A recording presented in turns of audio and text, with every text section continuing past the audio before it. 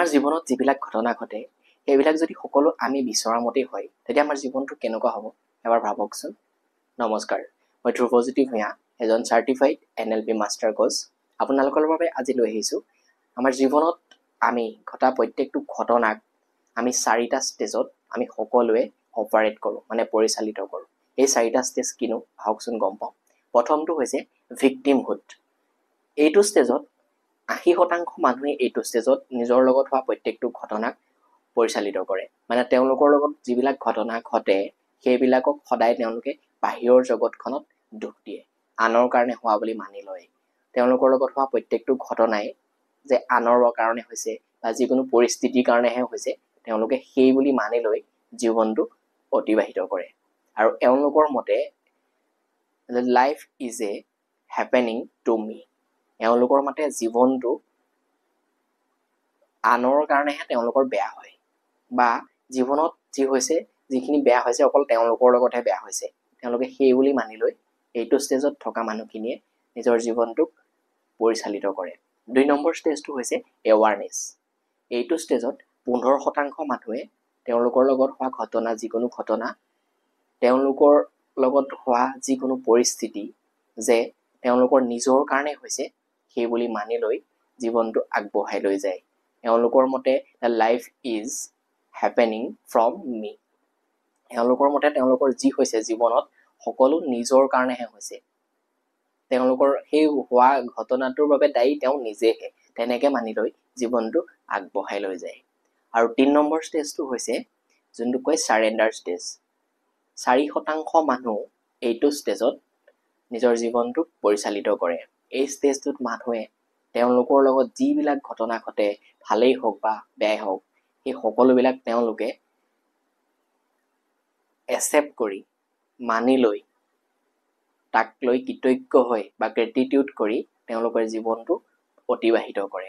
এওঁলোকৰ মতে life is happening through মি। মানে তেওঁলোক এটা মাধ্যম বুলি স্বীকাৰ কৰি লয় নিজকে। তেওঁলোকৰ লগত হোৱা যিকোনো ঘটনা এটা তেওঁলোক যে মাধ্যমহে মাত্ৰ, সেই বুলি স্বীকাৰ কৰি তেওঁলোকে জীৱনটো আগবঢ়াই লৈ যায়। আৰু 4 নম্বৰটো হৈছে এৱেকনিং। এৱেকনিং ষ্টেজ হৈছে মাত্ৰ 1% মানুহে এই ষ্টেজটোত নিজৰ জীৱনটো পৰিচালিত কৰিব পাৰে। আৰু এই ষ্টেজটো পাবৰ বাবে বহুত জীৱনত সাধনা কৰিবলগীয়া হয়। ধৰি লওক মহাত্মা গান্ধী, APJ আব্দুল কালাম, গৌতম বুদ্ধ, স্বামী বিবেকানন্দ, এইসকল মহান ব্যক্তিয়েহে এই ষ্টেজটোত জীৱনটো অতিবাহিত কৰিছিল। মানে তেওঁলোকে জীৱনত কি হয়, নিজৰ বাবে একো নকৰে, তেওঁলোকে সদায় আনৰ বাবেহে কৰে। তেওঁলোকৰ আইডেণ্টিটিটো সদায় বেলেগ হয়, নিজক লৈ নহয় কেতিয়াও। গতিকে আমি 4 নম্বৰ ষ্টেজটো পাবলৈ বহুত জটিল মানে। গতিকে আমি আমাৰ জীৱনটো সদায় এই 3 নম্বৰ যোনটো ষ্টেজ হয়, যোনটোক চাৰেণ্ডাৰ ষ্টেজ বুলি কোৱা হয়, সেই ষ্টেজটোত যদি আমি পৰিচালিত কৰিব পাৰোঁ, আমাৰ লগত হোৱা প্ৰত্যেকটো ঘটনা যদি আমি সেই 3 নম্বৰ ষ্টেজটোত গৈ 3 নম্বৰ ষ্টেজটোৰ মাধ্যমেৰে বা সেইটো থ্ৰুৱেদি আমি মানি ল'ব পাৰোঁ, তেতিয়া আমাৰ জীৱনত যিবিলাক ঘটনা ঘটে সেইবিলাকে আমাক কোনো প্ৰভাৱেই নেপেলাব। তেতিয়া সকলো ভাল বেয়া যিবিলাক ঘটনা, ভাল হ'লেও বেয়া হ'লেও, প্ৰত্যেকটো যেতিয়া আমি কৃতজ্ঞ হৈ গ্ৰেটিটিউড কৰি যেতিয়া আগবাঢ়িবলৈ ল'ম, তেতিয়া আমাৰ জীৱনটোত কোনো প্ৰব্লেমেই নাইকিয়া হ'ব। আৰু আপোনালোকে ভাবিব পাৰে যে 1 নম্বৰ ষ্টেজটো আৰু 3 নম্বৰ ষ্টেজটো প্ৰায় একেই হয়, কিন্তু একেই নহয়। 1 নম্বৰ ষ্টেজটোতো যিবিলাক ঘটনা ঘটে তাৰো কাৰণ বাহিৰত বুলি ধৰে, বাহিৰৰ পৰা হৈছে বুলি ভাবোঁ। কিন্তু তাত সদায় কমপ্লেইন, ব্লেমিং, এইবিলাক হিংসা, ঈৰ্ষা, এইবিলাক লৈ জীয়াই থাকে মানুহ। আৰু 3 নম্বৰ ষ্টেজটোত সদায় মানুহ কৃতজ্ঞ হৈ গ্ৰেটিটিউড হৈ আগবাঢ়ি যায়। গতিকে ডিফাৰেঞ্চটো হৈছে 1 নম্বৰ আৰু 3 নম্বৰৰ এইটোৱেই।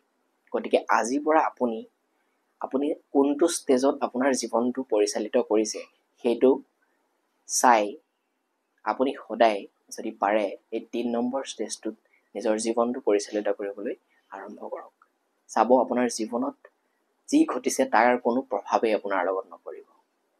ধন্যবাদ। ভিডিঅ'টো শ্বেয়াৰ কৰি দিব সকলোৱে। আৰু অহা 13 ছেপ্টেম্বৰৰ পৰা আমাৰ এটা অনলাইন ক্লাছ আৰম্ভ হ'ব NLP ৰ ওপৰত NLP হৈছে আমাৰ নিউৰো লিংগুইষ্টিক প্ৰগ্ৰেমিং আমাৰ নিউৰো মানে গম পাইছে আপোনালোকে নিউৰনছ আৰু লিংগুইষ্টিক মানে হৈছে লেংগুৱেজ ভাষা আৰু প্ৰগ্ৰেমিং মানে আমাৰ যোনবিলাক নিউৰনছ আছে আমাৰ বডিত আমাৰ ব্ৰেইনত সেই নিউৰনছ বিলাকৰ এটা ভাষা আমি ব্যৱহাৰ কৰি আমাৰ জীৱনটো কেনেকৈ নতুনকৈ প্ৰগ্ৰেমিং কৰিব পাৰোঁ এইটোৱে হৈছে NLP গতিকে আহক সকলোৱে জয়েন কৰক মোৰ প্ৰফাইলতে সবিশেষ পাব ক্লাছৰ আপোনালোকে যদি জয়েন কৰিব বিচাৰে এটা হোৱাটছএপ নম্বৰ দিয়া আছে তাত এবাৰ এটা মেছেজ কৰিব ধন্যবাদ